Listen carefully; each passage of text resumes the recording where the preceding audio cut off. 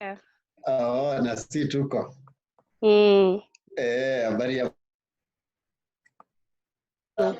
corona inakupelekaje? Corona.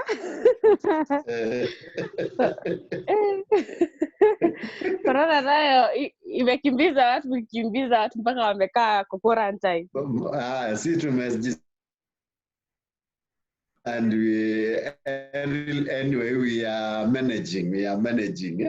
Yeah, it has made us discover our potential when you are in-house.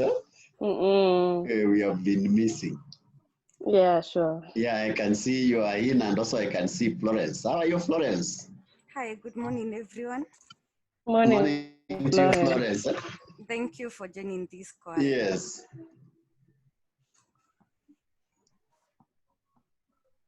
So I think we have a good number now. So thank you everyone for joining, especially Eldoret. I can see you in huge numbers. Yeah.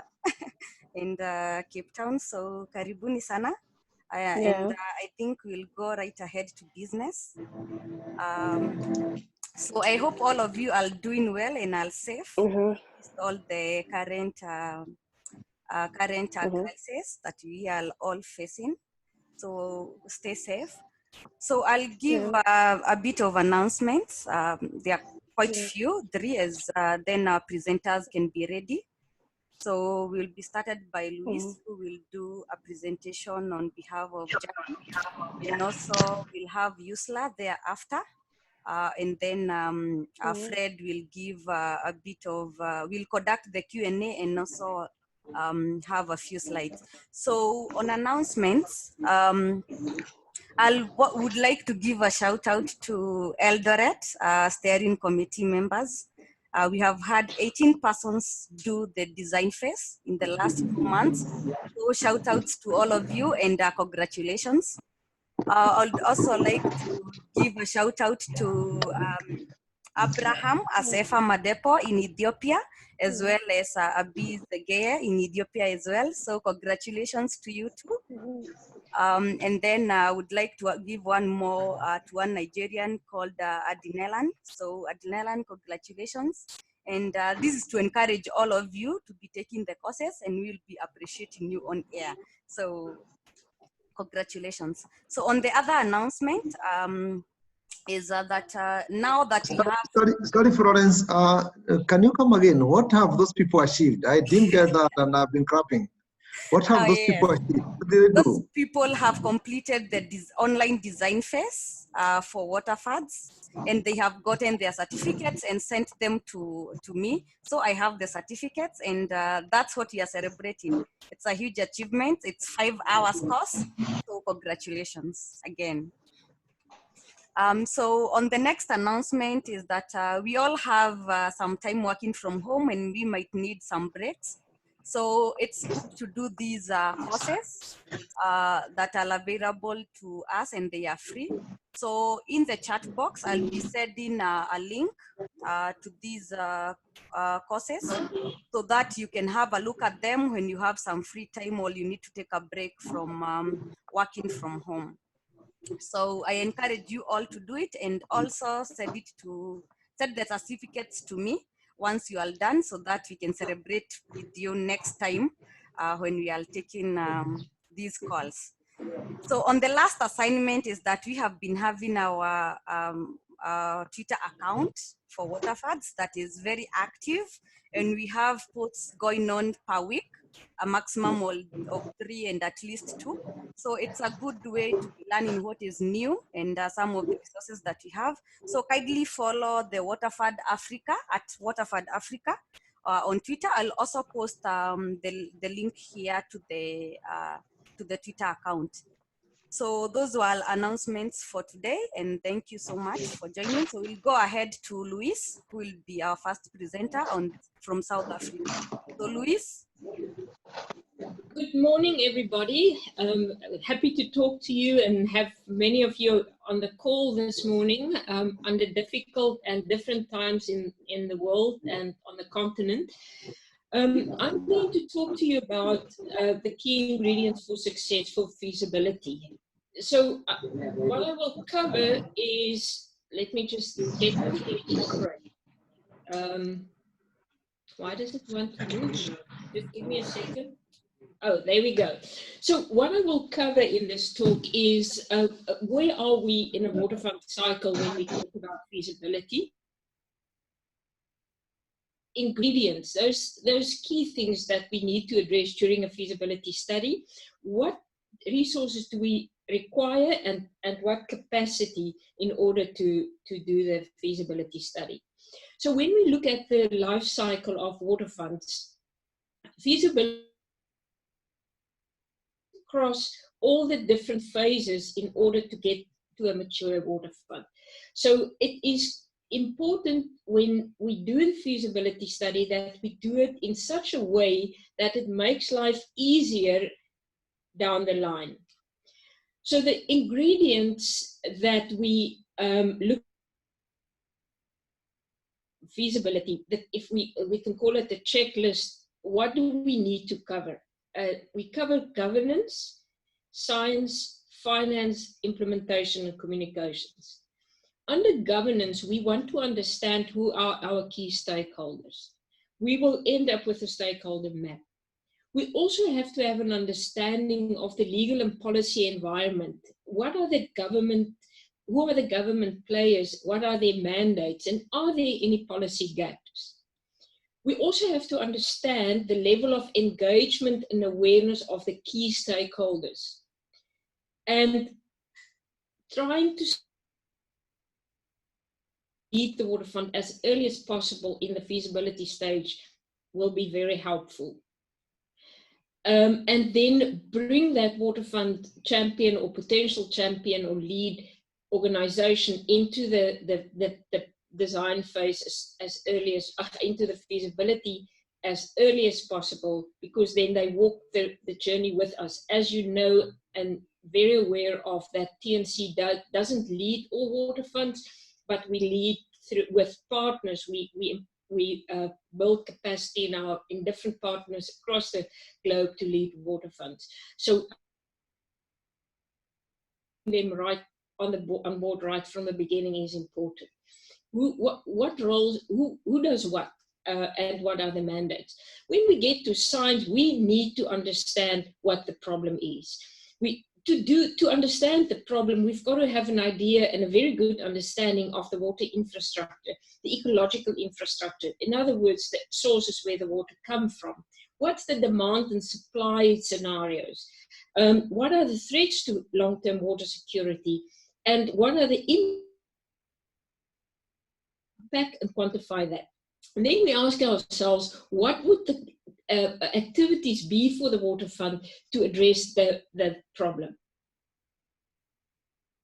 Data, and I know this is not something that we have in all water funds, but start right from the start, the word go to start building at least a database, because further down the line, when one gets to business case and you don't have good quality data, it erodes the credibility of the business case and of the process.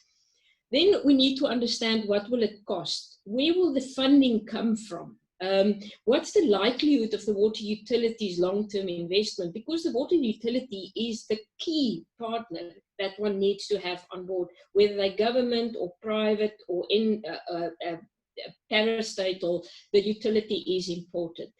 And then who are the current investors in water security, and who are the potential future investors? One has to get a good understanding of the finance environment.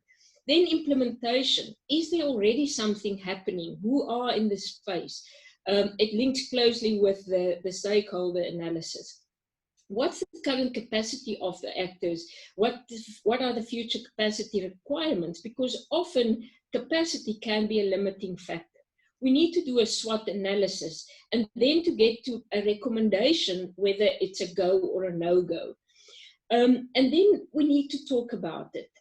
Practice an elevator pitch. Why is this important? What are we trying to do? Have a few fact sheets and a stakeholder engagement plan. So just in summary, let's think back. We need to understand our stakeholders. We need to understand the water infrastructure and the water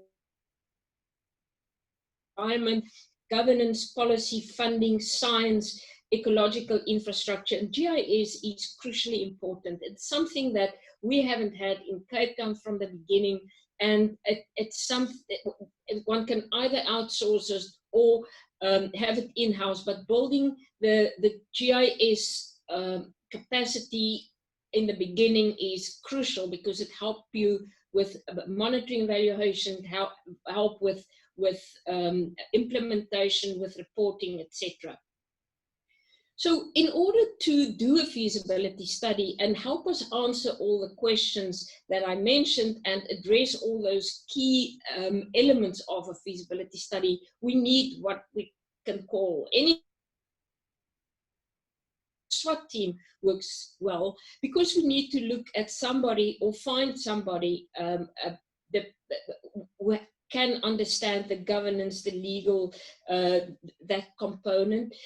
We need somebody who can do the science. The GIS, as I mentioned, identify the threats and help us see how those threats impact on water security. Help us to communicate. Somebody who can help us understand the finance environment and implementation. By putting a team together or having a service provider who has all those skills is often not always possible, but they can contract in. But without the skill set, it will be very difficult to make a compelling case. So in the end, we want to have some formal commitments. This is first prize. At the end of this feasibility study, once we shared it with the results with our stakeholders, and we can start getting stakeholder commitments, understanding the available resources for, if we go to the design phase, the potential champion and the staffing on the ground or having the potential to do that will help us to make the case. At the Nature Conservancy, when we decide to support a water fund, we take it through a process so that we can make sure that we have the capacity and the resources to support our partners on the journey to success. And we have to answer certain critical questions to our leadership, otherwise we get we can't get the green light. So once we gather all the information and present it to our decision support document, is fairly easy if we have done our homework well, and the chances of us getting approval is also much better. So thank you very much, and that's I'm happy if there's time to take questions. Hey, Luis. So I would propose that we all type in questions in the chat for this session, and then we'll have Luis and the other presenters answer them at the Q&A session, which will be about 10 to 15 minutes at the end of the session. So kindly be active and type in your questions at the chat. The chat is just below, next to share button at the end of the screen. So kindly do that.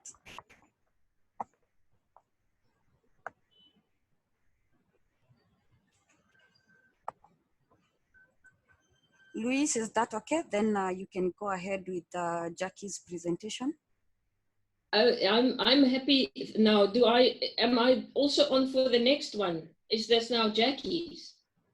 Okay, give me a second.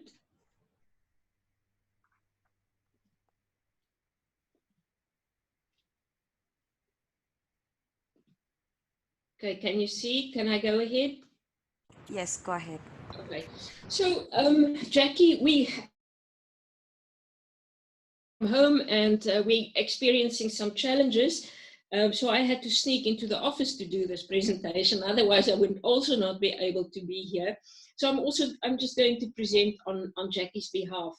So Jackie's and my presentation build on each other. So when mine was about feasibility, that very, very first stage, Jackie's talk about a water fund that's out of the blocks. What makes that successful? And then also just asking the question whether all water funds are actually successful? Do all of them work?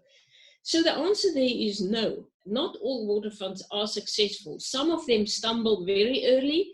Some of them are like the aeroplane that takes off the country's border on its way to a very great destination.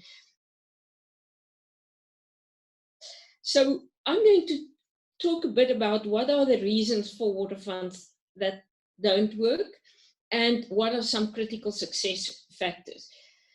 So we're going to look at examples from all over the world. We can share, Florence, I'm sure you can share with everybody the Fails Fest, which was a presentation that we did recently to look at why some of the water funds around the world did not succeed. And these are important lessons for us to learn right from the beginning to make sure that our water fund can succeed in the long run. So some of the reasons why water funds fail is that the water fund is just not a good fit. There's water security problems all over the world. Management or poor hard infrastructure. So one can also not try and make a water fund fit where it's not a good. Then there's a lack of buy-in from stakeholders. If all key, and I mentioned that in feasibility, that's why it's important to understand immediate or from the word go already in the feasibility stage, who are the important stakeholders? What level of buy-in is there? Because if we don't have work, because you will hit the one hurdle after the other or barrier after the other. We also need an enabling governance environment. Once a water fund is established and it's matured and it doesn't operate within this enabling governance environment, it's also very likely that it will fail. The clear business case, we need to say, what do we intend doing and what would be the return on investment? Because especially in the beginning, we get private sector buy-in, and the private sector want to understand what they are buying. Or if we get the grant, the grantors want to know what are they buying, what's the value offer. And we need sustainable long-term funding. Without long-term funding, a water fund cannot operate. So that's what the key to success, and monitoring and evaluation. It's something that is critical to show the impacts to a business case, and it gives our investors that peace of mind that we actually deliver on what we said we will. So I'm going to step you through the 5 success criteria.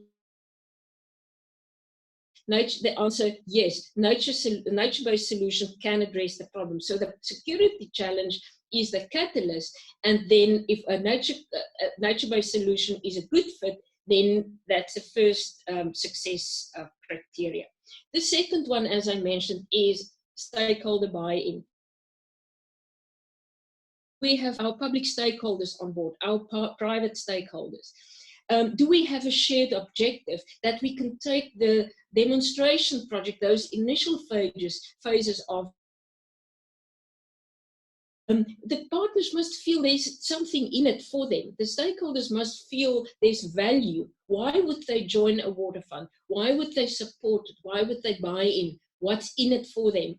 So if they can see the value of work collective action through a water fund model, that is, it gets them there and it gets them engaged. Good governance potential. I spoke about this in the feasibility. Who are the institutions? They may not be active, but they must be willing to collaborate, at least at the minimum. What does the policy and the regulatory framework look like? And the champion, does a champion have good governance potential? What's the champion's reputation? What's the champion's capabilities? And that's the type of things that we need to look at so that we can help understand, to engage right champions and to help understand help these champions to succeed. A robust business case built on science, it speaks to all stakeholders, and it can help us to scale. Funding, I'm going to stand still on the funding because this is critical. So the question is, who cares about water security? Why would they invest in a water fund? The funding, we need funding for the initial stages. We need funding to do the feasibility, the science and the business case. We need funding for demonstration projects. Start small. In Cape Town, we started with 10 women on a very small first contribution. Kenya, Nairobi started with that first crucial step to show that we can do a good job. That unlocks more funding. Scaling we need to scale the work away from the demonstration, those initial stages, from the first landowners that we want to work on that Tana to over 30,000. That's the scaling that I'm talking about. And maintain the gains over the long. If we invest in a water fund, start making progress and run out of money, and then we lose that initial investment. Initially, a private-public combination help us to get over that first hurdle to make the high impact, but we need government to be with us in the long run. What is the most appropriate mechanism to be in it for the long run? So finding the right mechanism is crucial. Measure the feasibility. We need to demonstrate the value of the activities. That gives shows that we're doing what we said we will do, and it gives our investors, our partners, our stakeholders the confidence on our commitments. So thank you very much on behalf of Jackie. Thank you so much, Louise. That was really insightful. So everyone, again, I remind you, type in your questions at the chat button, then we can answer them during the Q&A session. So please do it before the question escapes from your mind. So we'll have the next presenter, who is Yusla from Cebu, Morocco. So Yusla, are you ready? Yes. Yeah. Can you hear me? Yes. Okay. So good morning, everybody. I'm very happy to be part of that network and to have the possibility to share with you all our experience in the Cebu Basin. Just before beginning, I have to say that we haven't respected all the criteria actually in our work. We are struggling. We are learning by doing. And for example, we don't have a champion yet, but we like to say that we are the champion. So I will share with you now the progress of our project and the failures and the successes of it.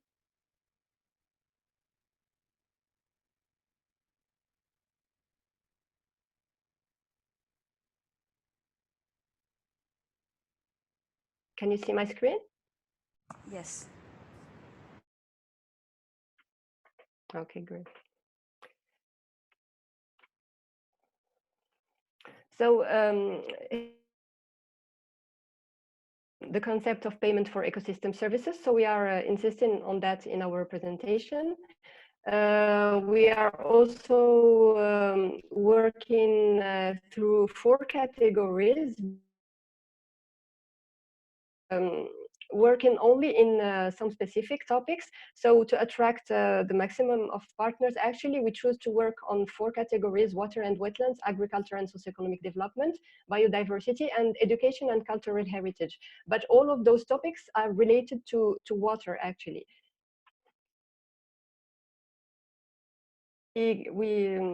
We did that figure. We get inspired by your figure, TNC, and we adapted it to Morocco, actually, by adding Middle Atlas Mountains and the Cebu and Atlantic Ocean, to explain to people how it works, actually, that people in the Middle Atlas Mountain provides water, clean water, and improved water quality and quantity, and that people from cities downstream have to contribute with funds to maintain that quality of water actually. We are working on the Sebou Basin, which is a big basin. Actually, it's the second biggest basin in Morocco. It's 40,000 square kilometers. But for the moment, we are working only in a pilot zone. We have a lot of Ramsar sites there, 2 national parks,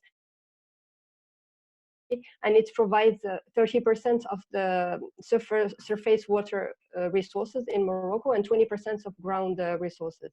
There is a lot of industry and agriculture activity there, and a lot of pollution too. The main threats in the Sebou Basin are the overexploitation of groundwater resources, pollution, overexploitation of forests around lakes, and overgrazing. So here is the pilot zone. We are working on a zone where around the Atlas Mountain lakes actually, and all the lakes are Ramsar sites. It's about 3,000 square kilometers. We will work in the whole basin actually. Just to show you the situation in the Sebou Basin, 2 of the main lakes actually of the Atlas Mountains lakes are completely dry. So we started our work by designating those lakes as Ramsar sites to protect them actually, and to have a strong position against actually public institutions to be able to protect them. So we designated 3 new Ramsar sites in the 2 last years, and now we are trying to designate the city of Ifrane next to the National Park of Ifrane as a Ramsar city.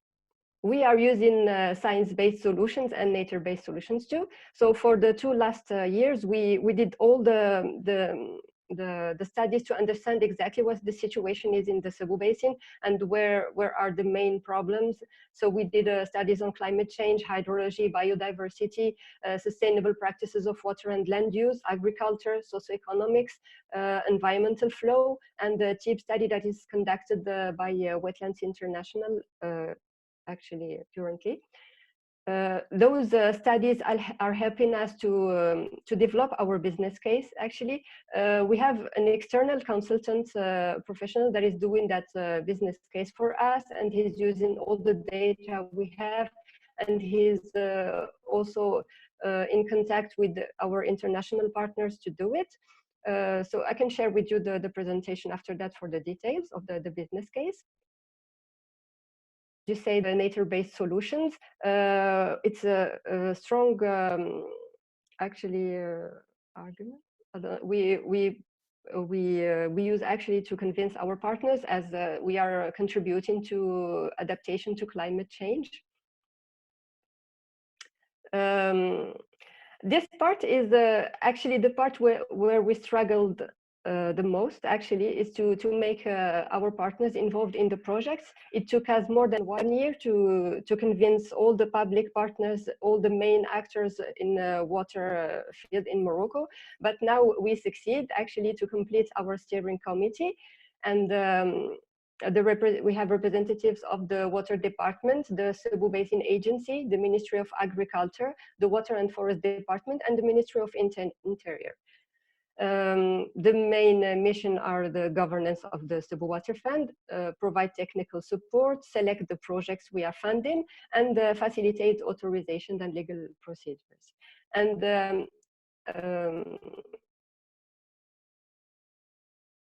a lot on capacity building.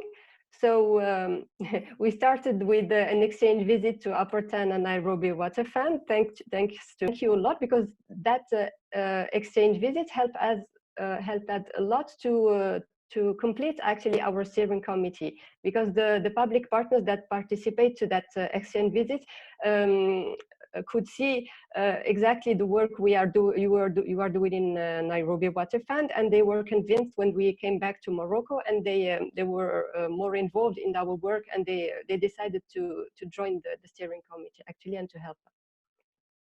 We did a workshop too in Tunisia on the negotiations around wetlands. We have other international partners in the project, Wetlands International, IUCN, and Tour du Vala, and they are helping through a Mediterranean platform to provide some training for the steering committee and for the public partners. We organized also a workshop in Cebu with public partners on climate change adaptation based on the study we did in partnership with the Cebu Basin Agency. And we organized another workshop in Azro on sustainable practices of water and land use. And this part we are insisting on because we are trying to promote traditional and sustainable practices that were used in Morocco years ago, actually. So we provided all the local NGOs and the local NGOs and with all the traditional and sustainable practices of water and land use, and we asked them to use that guide in the project they're proposing to be funded by the Cebu Water Fund, actually. So we are happy to announce that we launched the Cebu Water Fund last October, actually, officially. There was a lot of media there. We had a large national cover. We were in internet, TV, radio, press. And we started funding 6 NGOs in the Cebu Basin.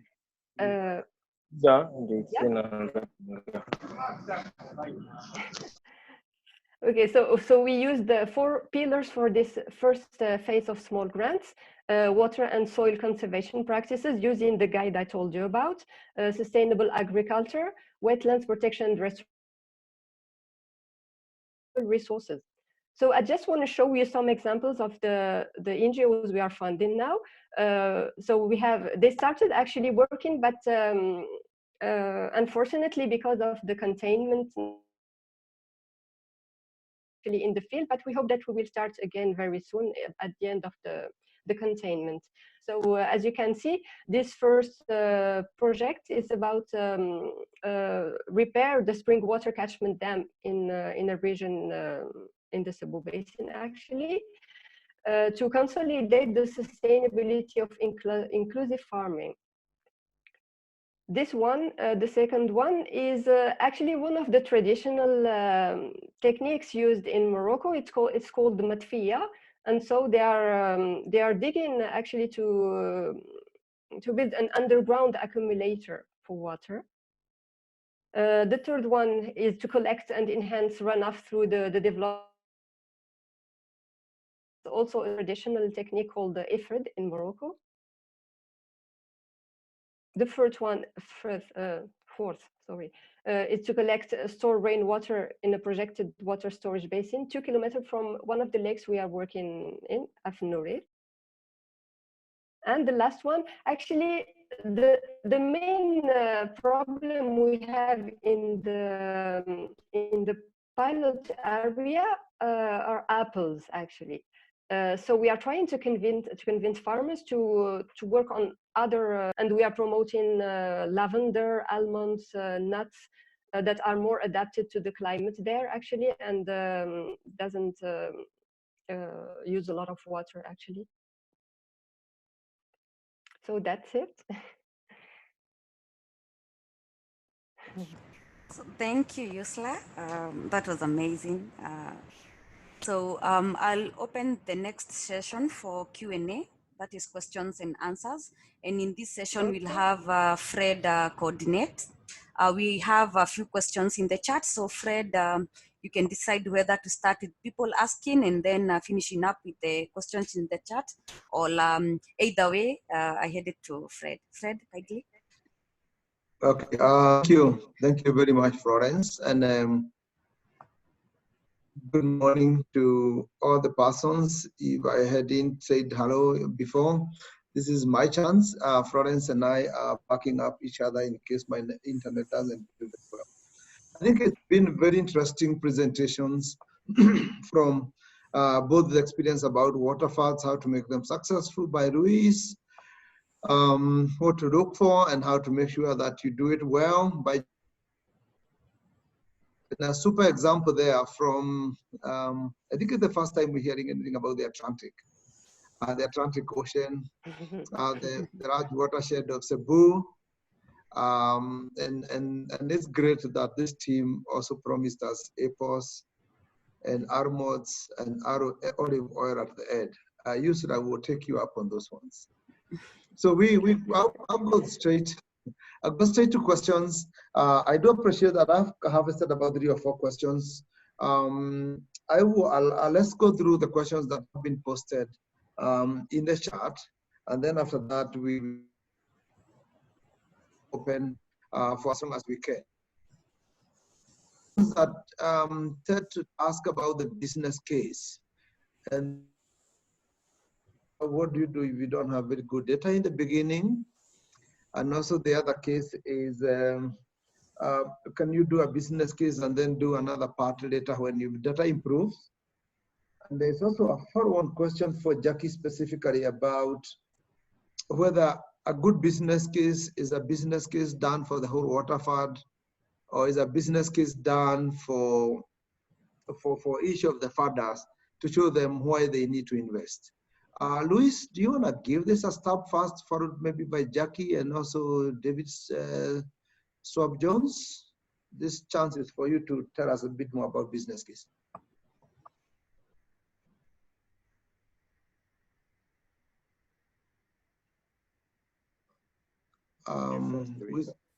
Luis is on mute and we want her to hear the answer. So Luis, you able to unmute yourself?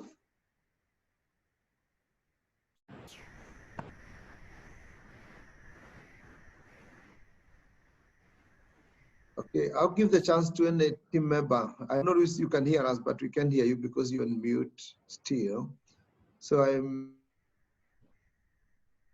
David to go first and then circle back to Luis and Jackie. Sure. Thanks, Fred, and thank you to all the presenters. So my name is David Swab-Jones. I share the Cape Town office with Louise and Jackie, but I work for the global part of TNC that supports water funds in different regions as well. So I think here it's worth sharing that this business case, and in relation to your questions, one of the concerns, 2 of the concerns are exactly these. How much does it cost to prepare a business case? Three things. How much does it cost to prepare a business case? Who should the business case be targeted to? Is it specific subsectors, or do you have a global one? And then this issue of data. If you don't have sufficient data at the beginning case, or is this an iterative process? As the data improves, do you improve the business case? So I think this is something that we're alive to at TNC as issues. And next week, there'll be a training course, which was to be in person with 14 countries in Latin America, but now will be virtual thanks to COVID-19, looking very specifically at guidance of how to do a business case and how to tackle these issues. What we're trying to do is reflect the fact that this is a moving target sometimes, and that also, you know, part of the process is to have a light touch business case that helps you gain traction, that takes you further down the line. You get more resources, you get more buy-in, you get more trust, particularly as the data set improves.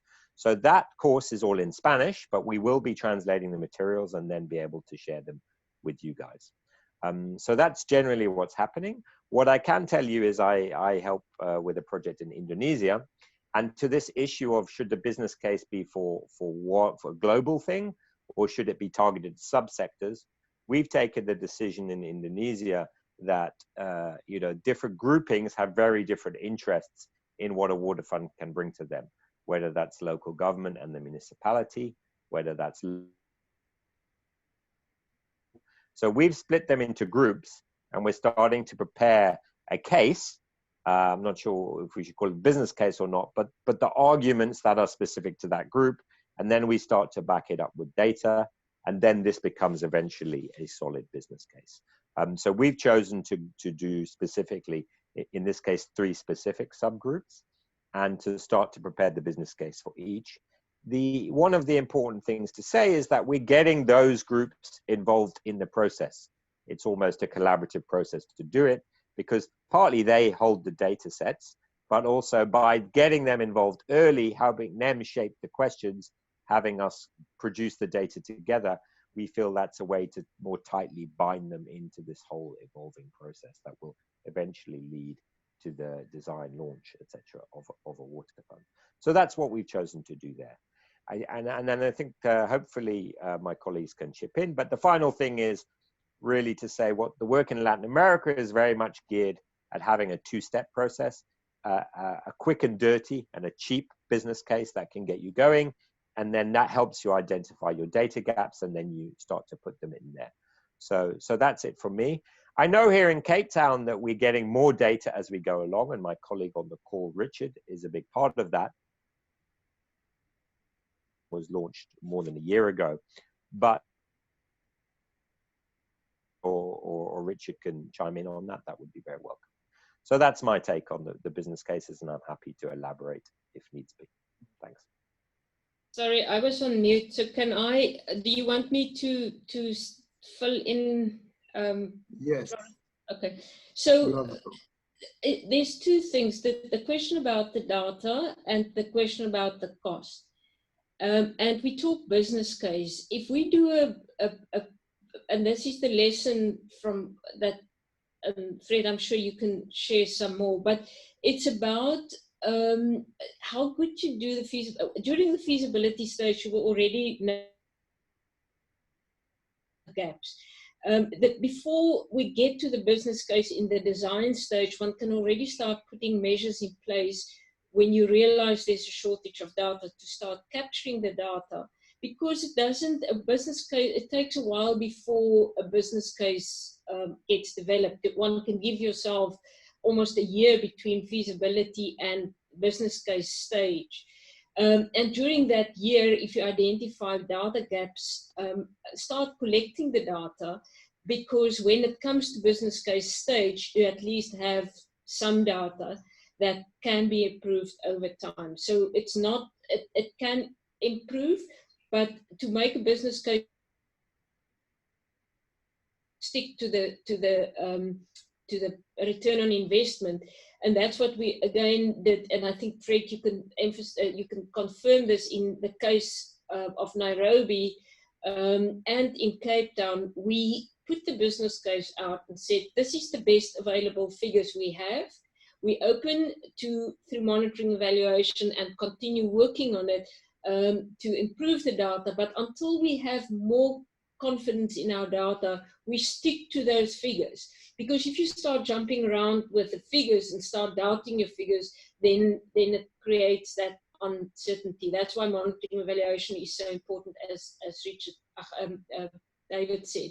The other thing about the cost of the business case, it is costly. But if you do a good, solid feasibility science work, it informs the business case. So don't skimp on the feasibility. That's what I'm trying to emphasize, because it will bite you further down the line. It may even cause that you can't make a good business case if you don't have a solid base to build that you can build on.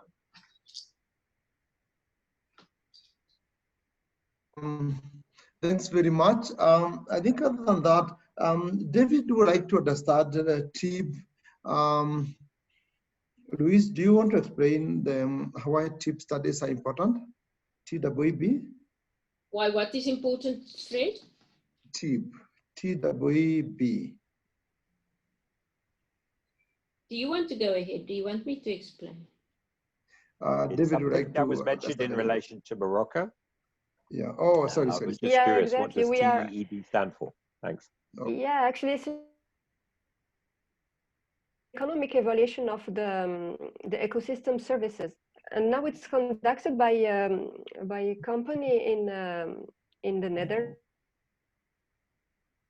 They are partners of Wetlands International, and they are working closely with the Moroccan consultant here in Morocco. He is working on the business case, and they are finalizing the TIB study actually. So they are working currently to finalize the business case and the TIB study at the same time. they identified the main ecosystem services in the Cebu Basin, and they are trying to do the economic value of those services. Mm-hmm. Do you think there's a chance that you'd be able to share that publicly with us when it finished, Gisela, or is that maybe yeah, we can. Yeah, no problem. That'd be great. But it will take some months, I think, 2 or 3 months, actually. Sure. Okay. And just that we are to Yusra, I know you finished the feasibility study.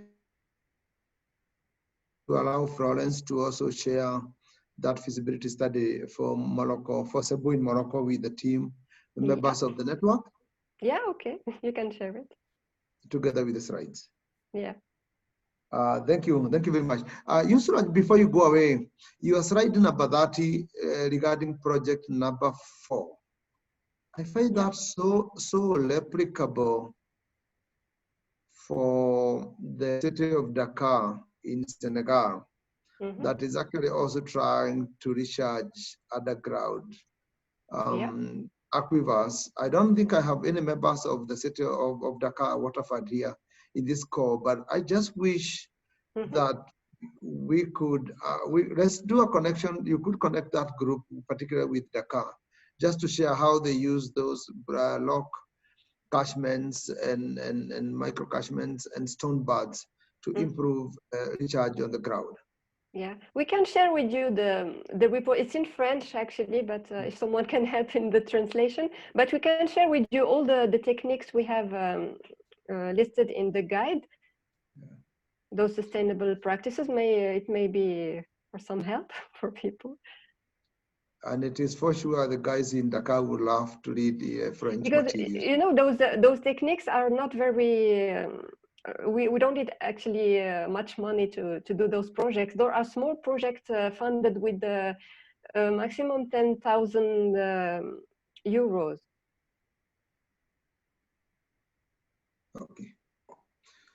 Okay, I get that. So I will now open the floor to more questions.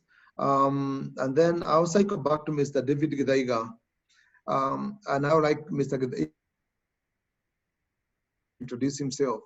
Because in his earlier job, he actually got convinced and donated money to start pilot conservation activities for Nairobi Waterford. And that became a big good practice to do much later. But I'll give him a few minutes before I come to him. So this time is for anybody with questions, please raise up your hand. This is your chance. And ask a question.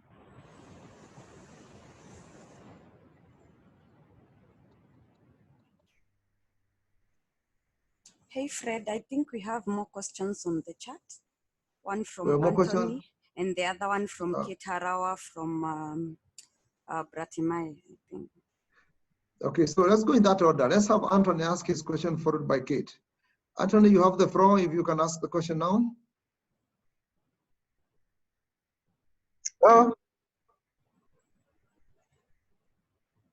Yes, we can hear you. Hello. Can you hear me? I'm Adeniro calling from Lagos. Yeah. Go ahead and ask your question, yes? Yeah, I want to know the potential of the concept of waterfront working in a large city, the population of about 20 million, such as Lagos, Nigeria. I mean, what's the highest population of done, and what's the potential of funds succeeding in that city? Thank you. Okay, I'll be coming back to Luis to answer that question, which is the potential of applying Waterford in a 20 million is much more than some of the populations of the entire countries of some of our members in this call. So Luis, be prepared for that. Before we do that, Anthony, did you have a question? Yes, thanks, Fred. Good afternoon. Hope you can hear me. I have actually two questions. One is to Luis. I think it is in reference to what you mentioned about governance. In your view, do you think the governance should be fixed and all done before the implementation begins, or should that something that gets to be built up as we evolve? This is in reference to what you shared about some of the things that makes a water fund to be a fit or not to be sustainable. And my second question, if you're now, is to Yusra. I think I had to put it on the chat. Just wanted her to hear her if she can share a little bit more on the activity with NGO number 5. She mentioned something to do with agriculture. I just wanted to hear a little bit more on how and on whose land, for example. It sounded more to me like the clarity on it, is it agricultural, or would we want to define it a little bit more specifically as agroforestry? And thanks to Kamaru to the team for replicating lessons from Apatana. Thank you. Okay, I'll hold you off, Professor Christopher, for now. I'll go to the two questions that have been, the three questions. So let's start with a question from Adnad in Lagos for governance, and then Yusra will answer about NGO number 5. And then I'll come back to you, Kate, and then David Gedaiga. So, Luis? Okay, thanks for the question, Anthony. Anthony, when I'll answer it in this way. So, governance, if we have the end in mind, what would the final structure look like of the water fund that will manage it in the long term? Working back from there to start so that happens during design, and just before you launch a water fund, you launch it with a governance model. Like in Apatana, you have a charitable trust. Of having the governance mechanism in place to start think about it early on. So think along the line of who are the potential partners, what the partner needs to be able to be involved in the water fund, and make sure that it has long-term. And in the beginning, governance can be a steering committee consisting of key partners. And the steering committee then helps shepherd the process along to the stage where the separate entity gets established, if that's where it ends up, and then the water fund can be launched. But I hope it answered your question. Thank you, it does. Let me just take the question from Adnan, and then we go to Yusra. Adnan has a super important question. What do we do as the cities grow and grow and grow? Lagos has an estimated 20 million people. I think, Adnan, what is important to really know is, where does the city's water actually come from? Waterfalls are green infrastructure tools that takes care of the water sources. Lagos is a city that produces about 700 million liters of water every day. That's like 20%, 30% more water than, and probably the same percentage than Cape Town does. The truth of the matter is, if water comes from watersheds that are facing threats, could invest in conservation measures in the forests, in the parks, in the wetlands, in the farmlands, and implement some remedial activities, which by being implemented will improve the quality of water and the quantities of water available to the city. We could apply waterfalls there. If it turns out that city depends too much on groundwater or desalination, it might be a longer curve for us to really make an impact, particularly desalination, which is basically getting salt water back to fresh. That's probably just that bit of great infrastructure. Groundwater, we need to be sure that we can impact the discharges in the aquifers. Is a hard attempt, that we're trying in Dakar, Senegal for the first time.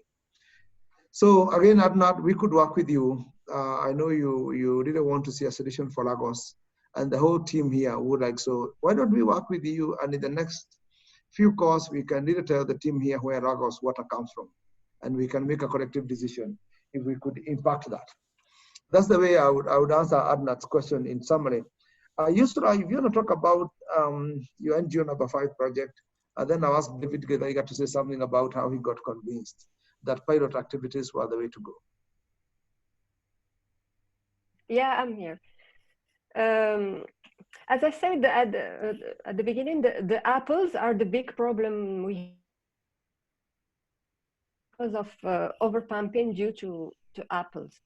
So we hired actually a field coordinator who is a specialist in agriculture and who is working closely with NGOs there.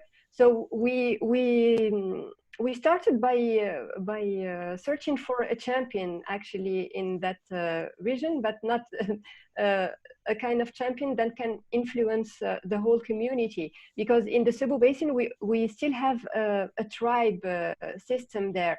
So we chose to work actually with that NGO. It's actually tribes from the region of the lakes, and they were used to cultivate lavender, but not at a large scale. So now we are helping them upscale actually their activity to show to people around that if they plant other species than apple, actually they can have more money from it and more income. So this is why we actually choose to work with this NGO in particular. Yes, thank you. Thank you, Yusra. Thank you, Yusra, again for the summary. If anybody still has an outstanding question that is not answered and it was directed to you, please type in the answer to the chat box, and then people can receive it quickly. Before we close, I give 2 minutes to Mr. David Githaiga, if he's on the call, to tell us a little bit about how funding from small grants program could help initiate some conservation activities as pilots. Hello, can you hear me? We can hear you well, David. Okay, how are you? Good morning, good afternoon. As Fred mentioned, my name is David Githaiga. I'm Africa Conservation Director based in Nairobi. Before I joined TNC 1.5 years ago, I worked for UNDP for 10 years. And that's what the organization Fred was referencing. I think at that time, the biggest attraction to this water fund concept was the idea that you could help farmers do sustainable agriculture and farming, and at the same time improve the quality of the water coming to the city, from a range of ways, including issues of eutrophication, issues of silting. And I think for me that was very appealing. And so the idea to have that piloted with an eye of scaling up, eventually was very appealing. And I think a lot of cities around Africa need to be thinking about this, because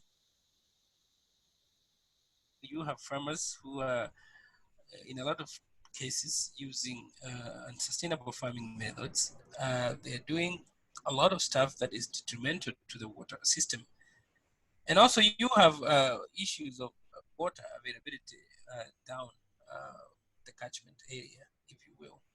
So I think for me, the issue of having a solution that hits a lot of areas in a positive way and something that is scalable I think is the core to supporting water funds, around Africa. Thank you, Fred.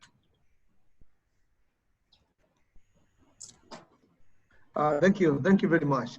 I think, David, thank you very much for that. Again, I always keep celebrating when we see people who in the area life supported water funds work, and finally they join us.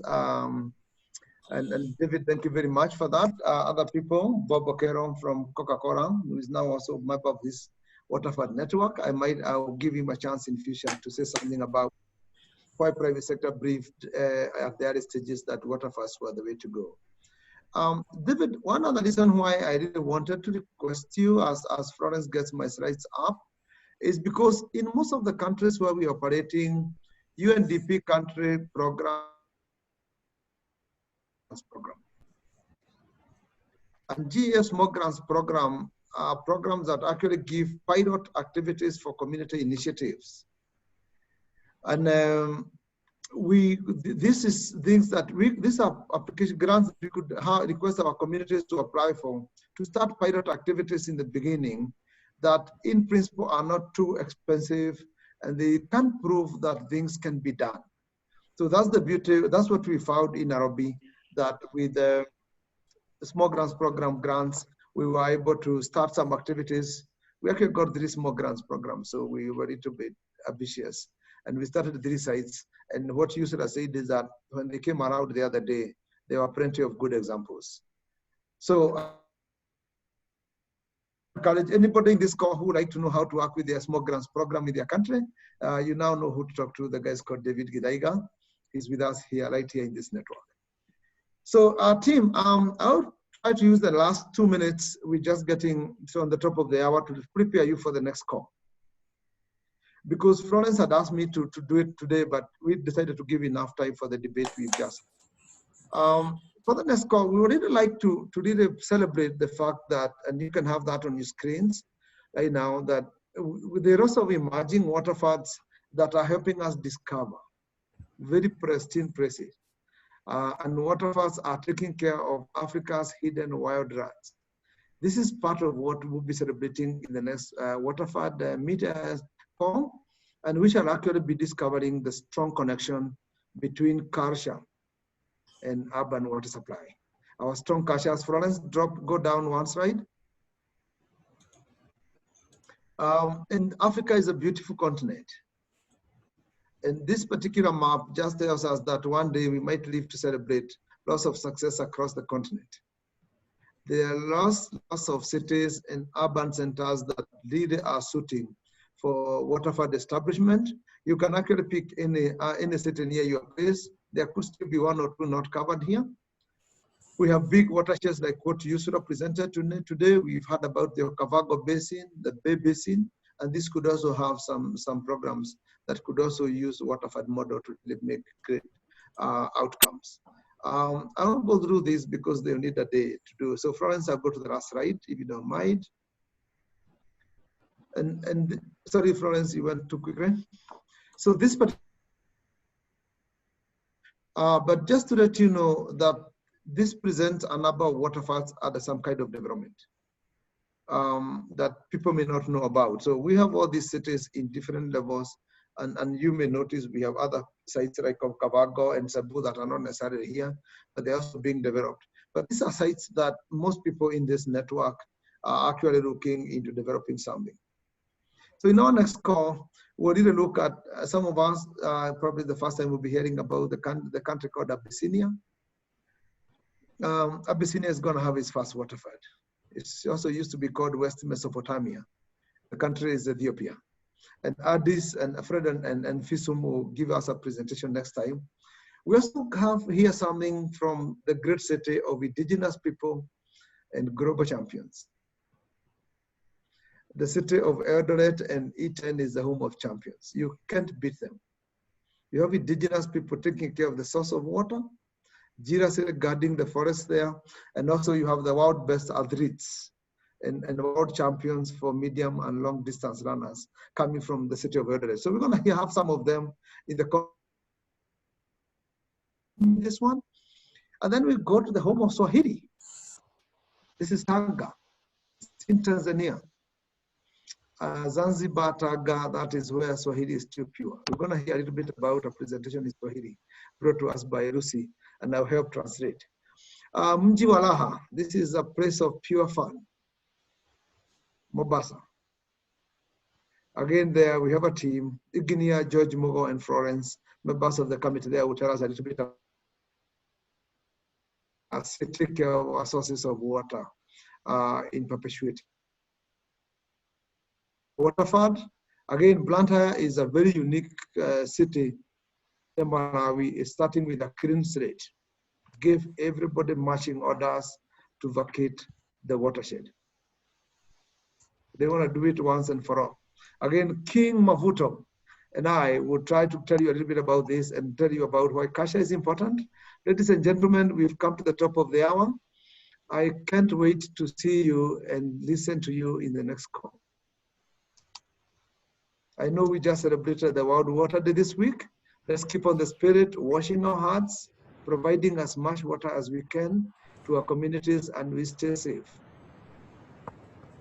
I want to request this time anyone who have their mics on, if you can give a loud of applause to all the people presented today, and then we look forward to seeing each other in the next call. Bye-bye. Let's give them a round of applause. Thank you. Thank you very much, and see you in a month and a half. Bye-bye. Hey, bye. Bye. Bye. Bye. Bye.